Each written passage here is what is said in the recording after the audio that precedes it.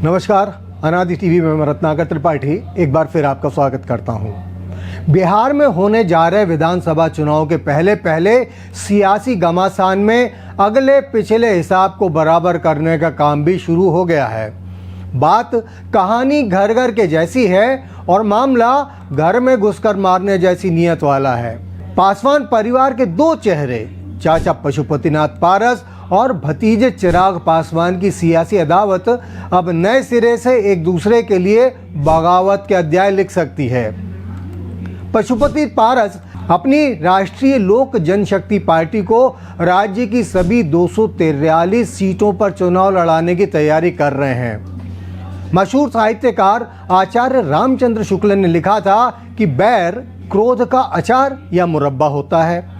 पारस तो बैर से लेकर क्रोध तक के बीच कई जगह कसमसाहट से भरे हुए दिख रहे हैं। बैर इस बात का कि 3 साल पहले जिस भतीजे चिराग को उन्होंने अपनी नजरों से गिरा दिया था, वही चिराग आज एनडीए में चश्मो चिराग वाली हैसियत हासिल कर चुके हैं। क्रोध इस बात का कि जिस एनडीए ने कभी पारस को पारस पत्थर की तरह महत्व दिया था, उसी ने लोकसभा चुनाव में पत्थर दिल होकर उन्हें दरकिनार कर दिया। उनकी पार्टी को बिहार में एक भी सीट नहीं दी और चिराग की लोक जनशक्ति रामविलास को 5 सीट देकर उपकृत कर दिया। इससे तमतमाए पारस ने लोकसभा चुनाव से पहले ही केंद्रीय मंत्रिमंडल से इस्तीफा दे दिया था और अब भतीजे चिराग इसी सरकार में मंत्री हैं। नहीं, गुस्से और बैर का ये मिला जुला त्रिकोण नीतीश कुमार की बात किए बिना अधूरा ही रहेगा। पारस बिहार के मुख्यमंत्री नीतीश कुमार से भी बुरी तरह खफा हैं और मानते हैं कि नीतीश के कहने पर ही एनडीए ने लोकसभा चुनाव में उन्हें दूध की मक्खी की तरह बाहर निकाल फेंका था।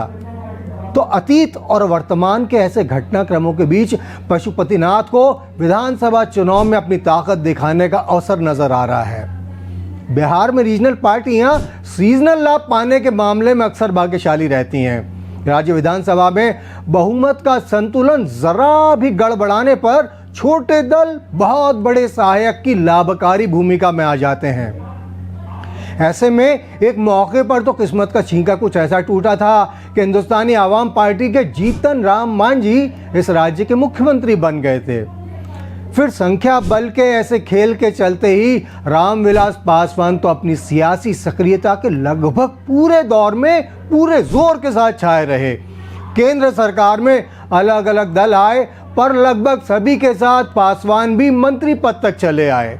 इसीलिए तो उन्हें देश की सियासत का सबसे सटीक मौसम विज्ञानी कहा जाता था। तो अब इन्हीं पासवान के भाई पारस इसी तर्ज पर अपनी शक्ति दिखाने की कोशिश में जुट गए हैं। फिलहाल वो फूंक फूंक कर कदम उठा रहे हैं ताकि बगैर कोई चूक के अपनी पार्टी में नई जान फूंक सकें।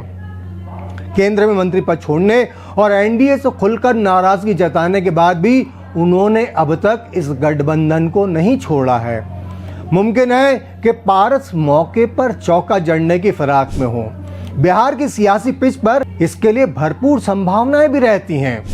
नीतीश कुमार की जनता दल यूनाइटेड और लालू यादव की राष्ट्रीय जनता दल के बीच विधानसभा में एक सीट को लेकर घमासान मचने की स्थिति में तीसरी शक्ति को फायदा होने के पूरे आसार रहेंगे।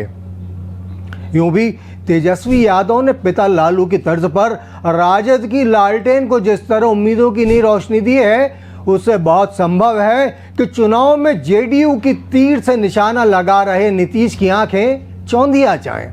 खैर, अब तक चाचा की तैयारी के जवाब में भतीजे चिराग की तरफ से कोई खास खुशबुगाहट नहीं दिखी है, लेकिन देर सवेर वो भी इस दिशा में सक्रिय होंगे, ये तय है। और ये भी तय है कि सब पे चलते बिहार में विधानसभा चुनाव का नज़ारा एक बार फिर बेहद रोचक हो जाएगा।